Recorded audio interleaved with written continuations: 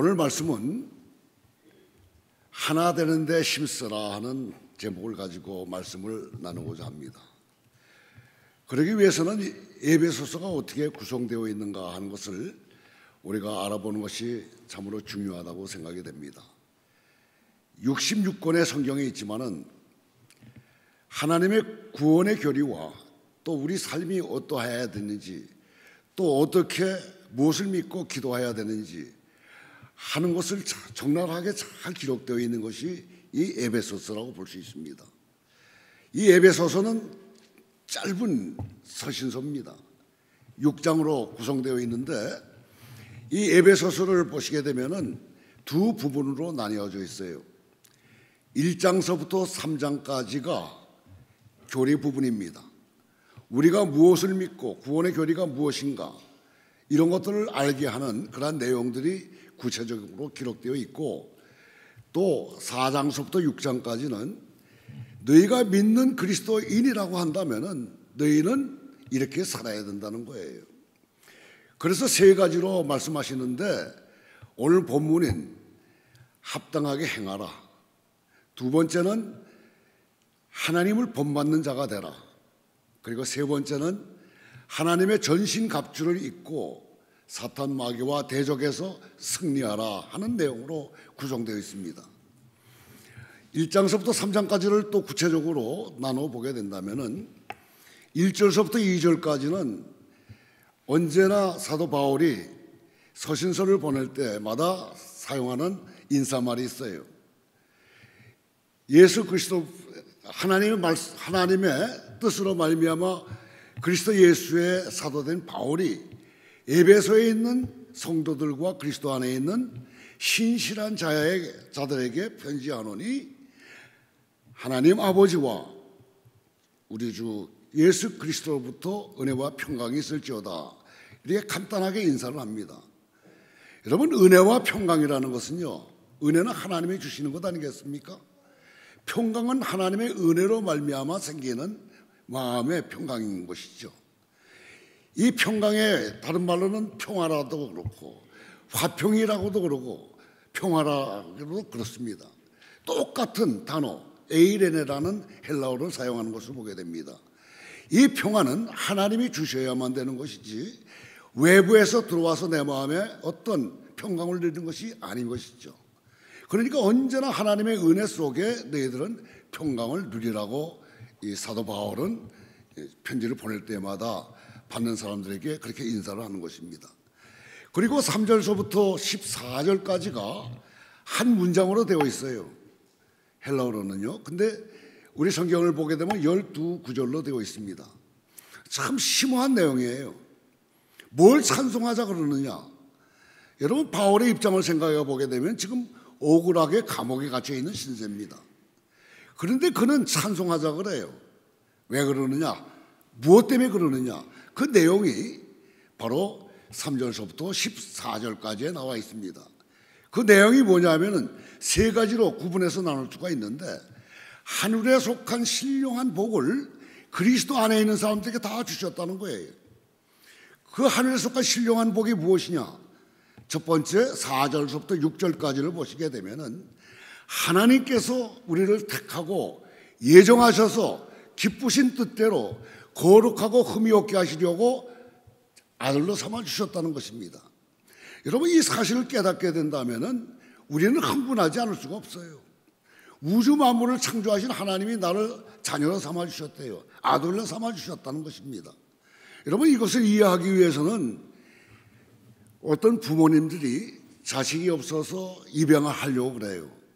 그러면 고아원에 다녀야 될 거 아니겠습니까? 이 고아원 저 고아원 다니면서 자기 마음에 드는 사람을 이렇게 선택을 할 거예요. 그 다음에 예정하신 다음에 데려올 거 아니겠습니까? 그때 데려올 때 그 마음이 어떻겠습니까? 막 기쁘시겠죠. 그러니까 기뻐하는 그 마음을 가지고서 아이를 데려다가 잘 키우기를 원하겠죠. 이걸 생각하시면서 다시 한번 생각해 보세요. 하나님이 우리를 택하셔서 기쁘신 뜻대로 거룩하고 흠이 없게 하시려고 자녀로 삼아주셨다. 우리는 대단한 존재입니다. 우리 예수 믿는 사람, 그리스도 안에 있는 사람들은 대단한 존재들이에요. 이러한 복을 모두가 다 누렸다는 것입니다. 이것을 여러분들은 인식하면서 신앙생활을 하고 있는지 한번 조심히 점검해 보시길 바랍니다. 두 번째는요, 7절서부터 12절까지인데 예수님이 우리 죄를 속량하시기 위해서 십자가에서 피를 흘리셨다는 거예요. 피를 흘리시면서 그것을 값을 치렀다는 것입니다. 무엇에 대한 값입니까? 죄에 대한 값을 치렀다는 거예요. 그래서 우리를 구원하셨다는 것입니다. 그런데 이렇게 하신 이유는 뭐냐 하면은 하나 되게 하시기 위해서라는 거예요. 그리고 세 번째는 성령님께서 역사하셨어요. 우리가 믿는 믿음, 또 그 모든 내용을 틀림없다고 도장까지 찍어주면서 확증하셨다는 것입니다. 여러분, 구원 그러면은 우리는 예수님만 생각하는 경우들이 많이 있어요. 예수가 나를 위해서 십자가에서 죽으시고 부활하셨다, 이것만 생각하시는데 구원의 교리는 그게 아닙니다. 성삼위 하나님께서 우리를 너무나 사랑하셔서 다 동원되셨다는 거예요. 여러분, 이 사실을 깨닫고 나서 바울은 기뻐하면서 찬양하자 그러는 거예요. 우리들도 만약에 이 사실을 깨닫는다면 은혜의 영광을 찬송하지 않을 수가 없습니다. 여러분, 은혜의 영광을 찬양하고 있습니까? 하나님이 나를 이렇게 사랑하셨다는 사실을 깨달으면서 하나님께 영광을 돌리면서 찬송과 또 기쁨을 통해서 모든 것을 하나님께 드립니까? 이것을 점검해 볼 필요가 있는 거예요. 이것이 우리가 믿는 교리입니다. 이것이 우리가 믿는 하나님의 뜻이라는 것이죠. 우리가 보통 예수를 믿는다 할 것 같으면은 무엇을 믿는지를 잘 알지 못하면서 그저 예수 믿어요? 그러면 네, 그렇습니다, 그렇게 대답합니다. 어떻게 예수 믿는 것을 나에게 보여줄 수 있습니까? 그러면은 주일날 교회 갑니다. 주일날 예배 드리면서 하나님께 헌금도 드립니다. 이렇게 이야기하는 분들이 많이 계시는데, 여러분, 은혜의 영광을 찬송하기 위해서 이 자리에 앉아 계신다고 여러분들이 아시면서 그렇게 신앙생활을 해 나가야 되는 것입니다. 그리고 15절서부터 23절까지 해서는 바울이 감사한 마음으로 기도하는 내용이 나와요. 네 가지를 기도했다 그랬어요. 처음에 지혜와 계시의 영을 허락해서 하나님을 알게 하시고, 두 번째는 부르심의 소망이 무엇인지, 세 번째는 기업의 영광의 크심이 어떠한지, 네 번째는 우리가 믿을 때에 베푸신 능력에 얼마나 크신지를 알라는 거예요. 그렇게 되기 위해서 기도하고 있는 것입니다. 지금 이분은 감옥에 있습니다. 에베소에 있는 모든 신실한 자들에게 편지를 보내면서 이렇게 간절히 기도하는 거예요. 여기서 우리는 기도를 어떻게 하는지를 알 수 있지 않겠습니까? 이 성경에 보시게 되면은 많은 사람들의 기도문이 나옵니다. 그러나 예수님의 기도 말고 이 바울의 첫 번째, 두 번째 기도만큼 훌륭하고 우리가 본받아야 될 기도는 없다고 봅니다. 우리는 감사함으로 하나님께 기도를 드려야 돼요. 그래서 1장이 끝납니다. 그리고 2장에서는 두 부분으로 나누는데 1절서부터 10절까지와 11절서부터 22절까지입니다. 1절서부터 11절까지는 내가 예수 믿기 전과 믿은 후에 어떻게 달라졌는가 하는 개인의 변화에 대해서 설명을 하고 있습니다. 예수 믿기 전에는 우리는 사탄의 종로로 타던 자들입니다. 그러나 예수 믿은 후에는 우리는 하나가 되어서 하나님의 자녀가 되었다는 거예요. 그리고 11절서부터 22절까지 해서는 공동체가 예수 믿기 전에는 이랬는데 예수 믿은 후에는 이렇게 바뀌었다 하는 내용이 2장에 기록되어 있습니다. 그러니까 3장으로 넘어와서요, 1장에서 깨달은 그 모든 그 비밀, 그것을 이제 3장에서 설명을 하고 있어요. 그것이 3장 1절서부터 13절까지 쭉 설명을 합니다. 내가 이 신비한 비밀을 깨닫게 됐다. 그래서 얼마나 감사한지 모른다. 여러분 댁에 가셔서 한번 쭉 읽어보시길 바랍니다.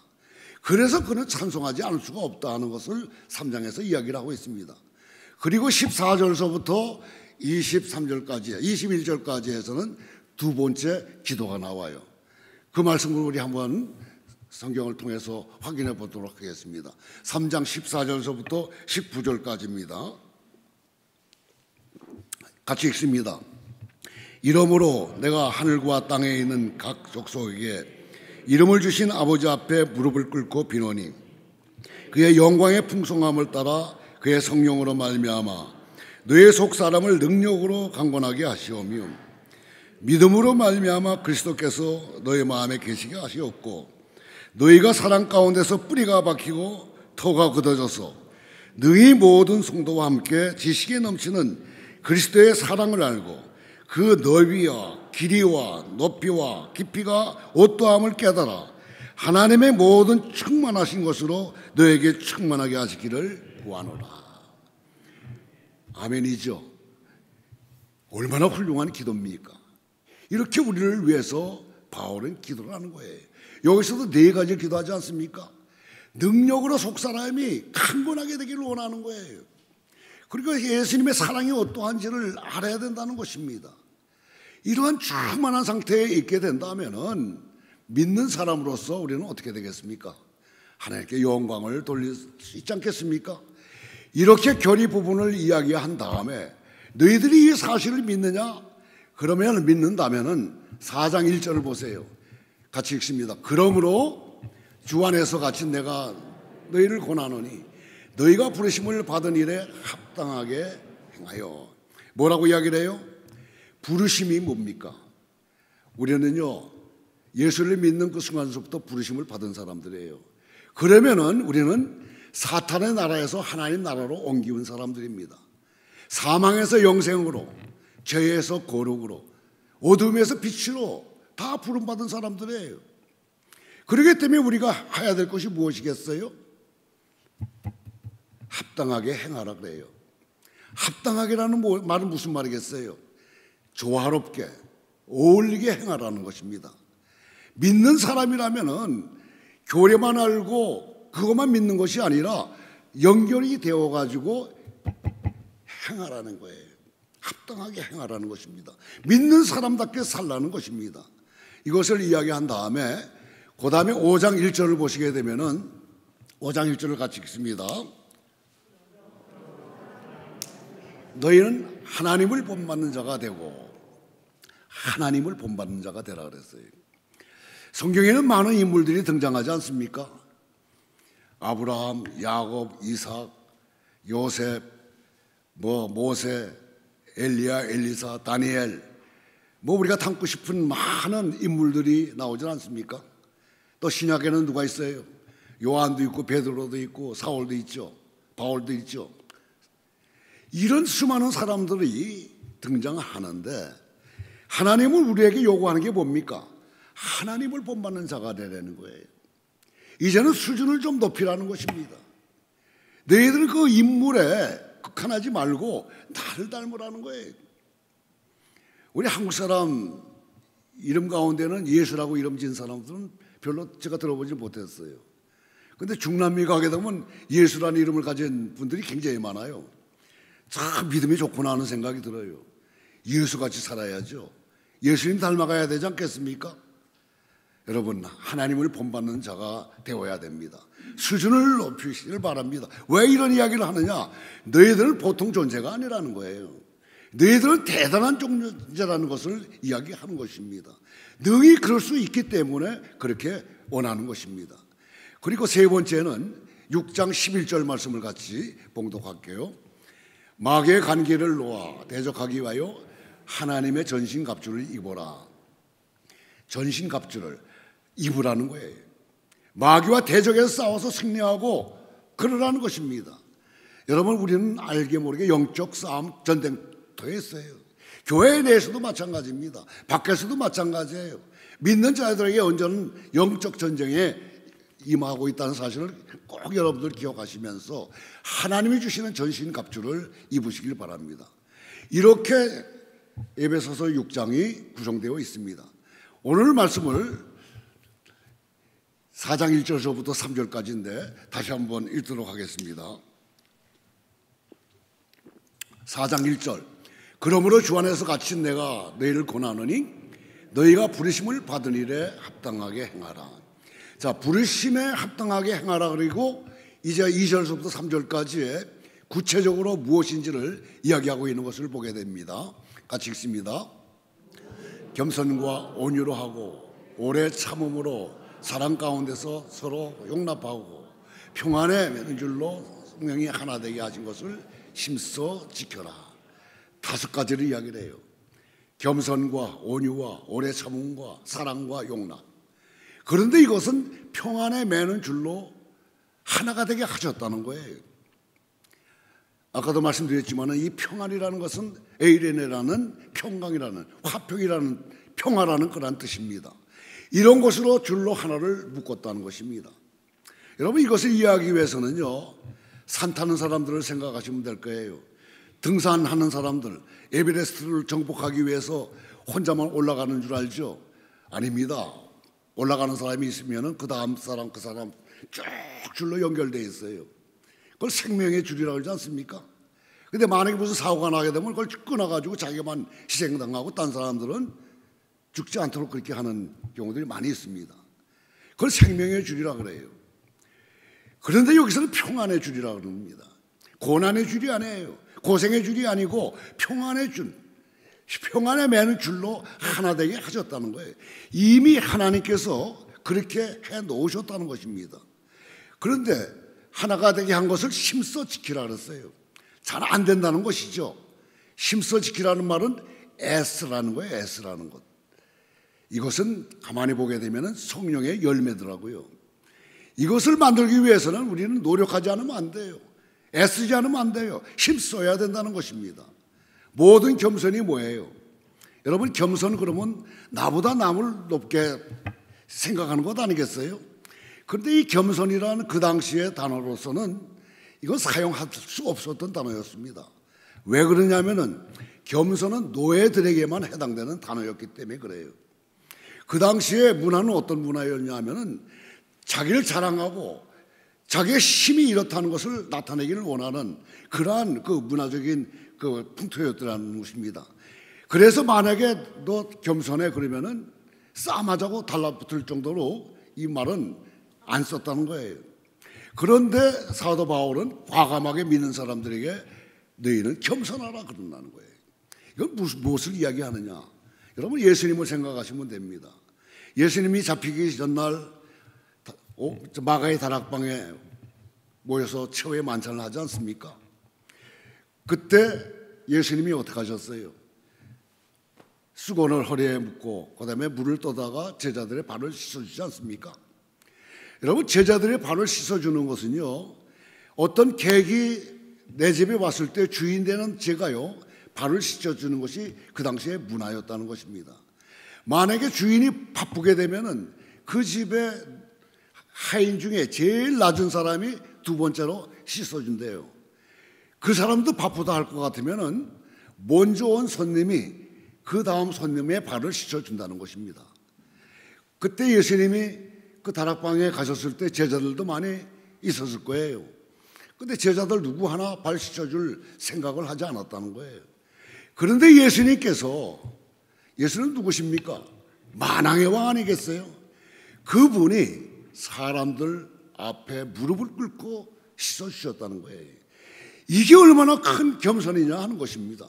이것을 사도 바울은 생각하면서 모든 겸손을 가져라고 이야기를 하는 것입니다. 이래야만이 하나가 될 수 있다는 거예요. 교회는요, 주인이 누굽니까? 예수 그리스도 아니겠어요? 우리들은 누구예요? 몸의 지체들이에요.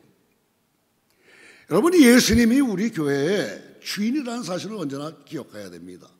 그래서 우리 몸의 지체들은 겸손하여서 하나 되는데 힘쓰지 않게 된다면 교회가 분열되고 파괴될 수밖에 없다는 거예요. 그러니 예수님이 얼마나 속상하시겠어요? 여러분, 겸손해야 됩니다. 남을 높이 생각하실 줄 알아야 됩니다. 그 다음에 두 번째는 온유예요. 이 온유 그러면은 처음 온유 들었을 때 느낌이 어때요? 좀 연약하고 조금 뭐 착하다 하는 그런 인상이 들지 않습니까? 근데 이 온유는요, 대단한 단어입니다. 야생마를 데려다가 준마로 바꿀 때에 그 준마의 그 속에 뭐가 있겠어요? 대단한 힘이 있을 거 아니겠어요? 이것이 이해가 잘 안 간다면은 사자를 한번 생각해 보세요. 사자의 그 날카로운 이빨이 자기 먹잇감을 찾기 위해서 쫓아가서 어디를 물어요? 목동을 위에 꽉 물지 않습니까?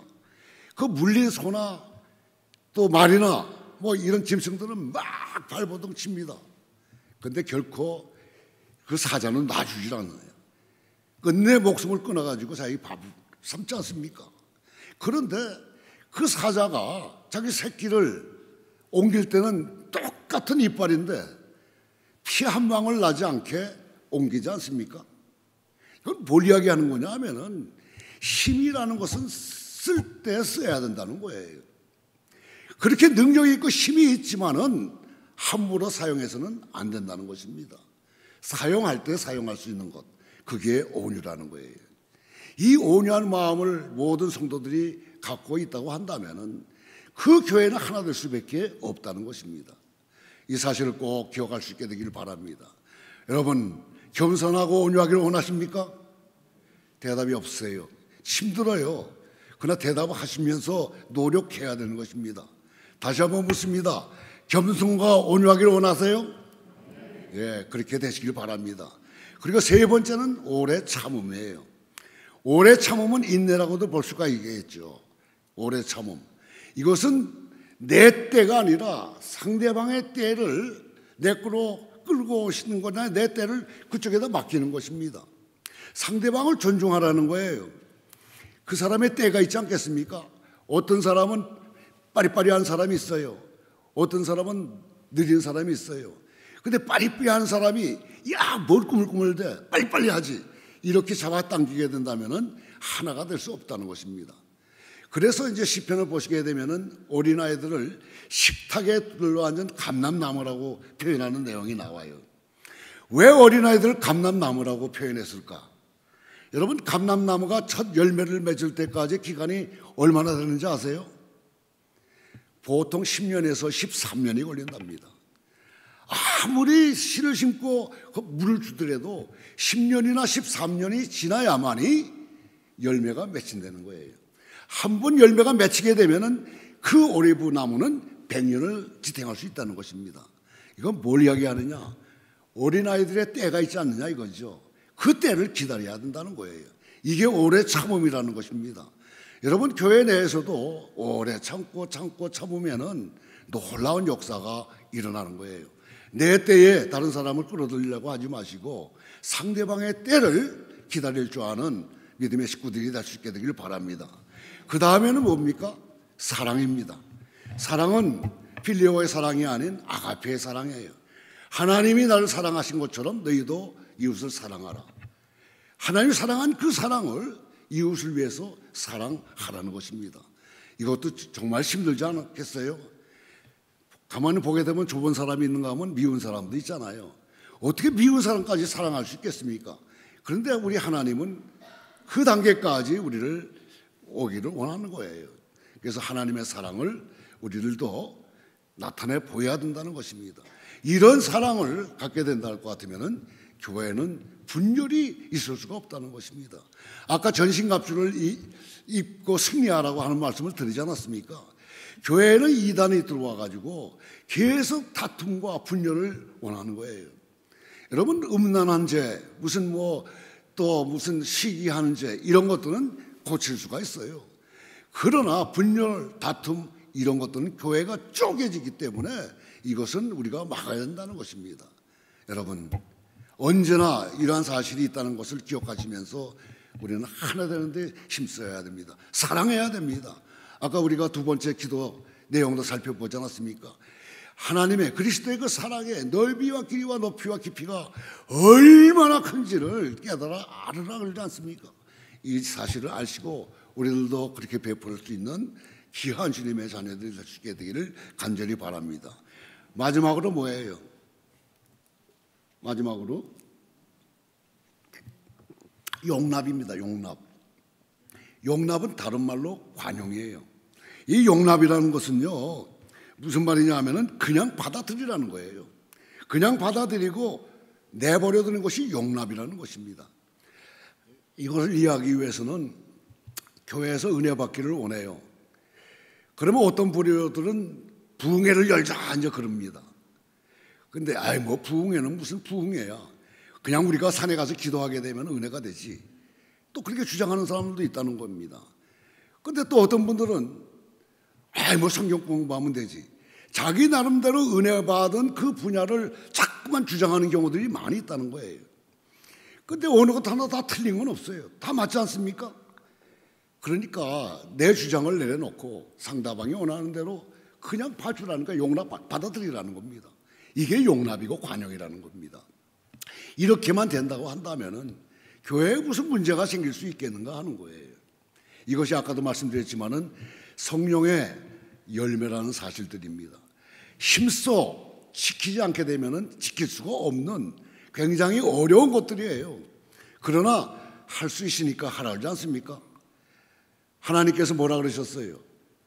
내가 거룩하니 너희도 거룩하라. 그렇게 말씀하지 않습니까? 여러분, 성경에는 하지 못할 것을 하라고 이야기한 적이 없습니다. 될 수 있다는 사실이에요.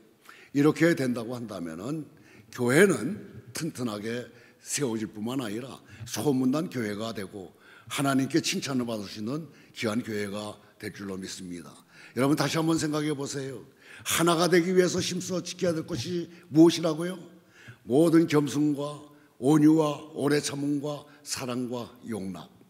여러분, 그리고 하나님을 본받는 자가 되고 전신갑주를 이겨서 마귀와 싸워 대적해서 승리한다 할 것 같으면은 그 안이 기쁘시겠습니까? 여러분 모두가 다 여기에 동참하는 귀한 역사 있게 되기를 주님의 이름으로 축원합니다. 기도하겠습니다.